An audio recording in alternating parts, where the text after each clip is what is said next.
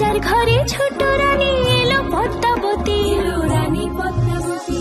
রাজার আরো 6টি রানীর ছিল না সন্তান, পদ্মাবতীর কোলালোতে মিলল সমাধান। বছর যেতে জন্ম নিল 7 ছেলে 1 মেয়ে, হয় খুশির আকাশ হঠাৎ কালো মেঘে গেল ছেয়ে। হিংসেতে যায় জ্বলে পুড়ে বাকি 6টি রানী, যুক্তি করে ঘটায় ওরা 7 কুমারের হানি। সুযোগ মতো 7 ছেলেকে মাটিতে দেয় পুঁতে, বাঁচে একা পারুল, ওরা পায় না তাকে ছুতে। ধাইমা বাজায় সেই মেয়েকে বড় করে তোলে, 7 ভাইকে পায় যে পারুল 7টে চাপা ফুলে। এত কিছুর পরেও রাজার বিপদ যে কাটে না, সূর্য নগরে সুখের সূর্য আর ওঠে না।